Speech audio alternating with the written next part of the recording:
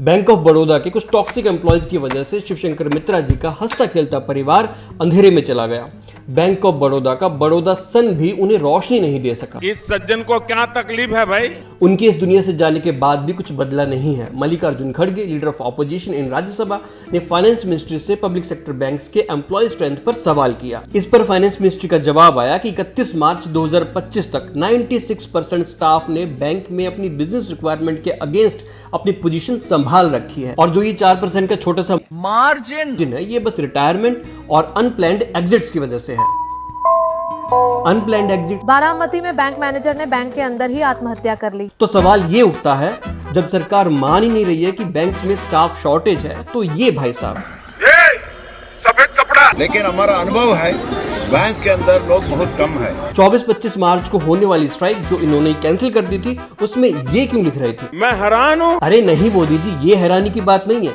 सबसे बड़ी हैरानी की बात तो ये है कि बैंक ऑफ बड़ौदा का बड़ौदा सन चमकने की बजाय डूबता जा रहा है। और ये मैं नहीं कह रहा, खुद फाइनेंस मिनिस्ट्री के जवाब से और बैंक ऑफ बड़ौदा के एक ट्वीट से ये पता चलता है। इस टेबल को देखिए, फाइनेंस मिनिस्ट्री ने इसमें 2020-21 में किस बैंक में कितने एम्प्लॉय स्ट्रेंथ थी और 2024-25 में कितनी है ये बताया है। जरा गैस करो कि इसमें सबसे ज्यादा एम्प्लॉय स्ट्रेंथ में ड्रॉप किस बैंक में आया है? Bank of Baroda. एक बार फिर इस टेबल को देखो, बैंक ऑफ बड़ौदा में 2020-21 में 82,017 एम्प्लॉयज थे और 2024-25 में 73,742 एम्प्लॉय हैं। मतलब कि 8,275 एम्प्लॉयज निकल गए, चले गए। अगर हम ओवरऑल देखें तो सिर्फ 4% का मार्जिन दिखाई दे रहा है, लेकिन बैंक ऑफ बड़ौदा में पिछले 5 साल में 10% से ज्यादा एम्प्लॉयज निकल चुके हैं। अब इसमें कुछ रिटायरमेंट की वजह से निकल गए होंगे, कुछ टर्मिनेशन की वजह से चले गए होंगे, कुछ रेजिग्नेशन दे दिया होगा, और कुछ। बारामती में बैंक मैनेजर ने बैंक के अंदर ही आत्महत्या कर ली। अब ये तो है पहला रीजन। दूसरा रीजन, खुद बैंक ऑफ बड़ौदा ने ट्वीट किया अपने ऑफिशियल अकाउंट पे।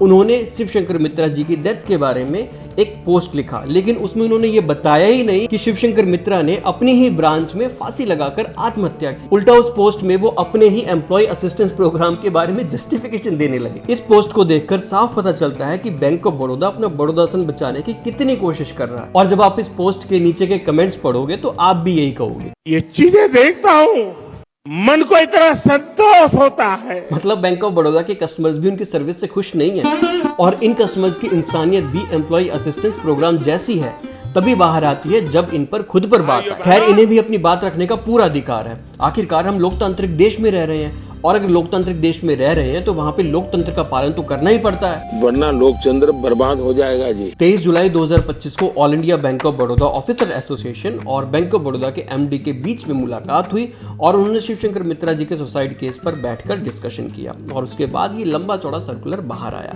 इसमें काफी बड़े बड़े दावे किए गए हैं, और ये कहा गया है कि 15 अगस्त से पहले ये सारी चीजें इंप्लीमेंट हो जाएंगी। अब ये तो 15 अगस्त ही बताएगा कि बैंक ऑफ बड़ौदा के एम्प्लॉयज को उसके ही कुछ टॉक्सिक एम्प्लॉयज से आजादी मिल पाएगी या नहीं, और बैंक ऑफ बड़ौदा का बड़ौदा सन फिर से चमक पाएगा या नहीं। लेकिन इस सबसे जरूरी बात है कि उन टॉक्सिक एम्प्लॉयज को कटघरे में लाकर खड़ा करना, जिनकी वजह से शिवशंकर मित्रा जी को ये लगा कि उनके पास सुसाइड करने के अलावा और कोई रास्ता ही नहीं बचा है। और उनके जैसे कितने ही एम्प्लॉयज अलग अलग बैंक्स में अपनी ही ब्रांच में अपनी जान की आहुति दे देते हैं, और फिर से उसी ब्रांच में अगले दिन टॉक्सिक एम्प्लॉयज का खेल शुरू हो जाता है और वो जहर उगलना शुरू कर देते हैं। 14416 भारत सरकार के टेली माइनस का टोल फ्री नंबर है।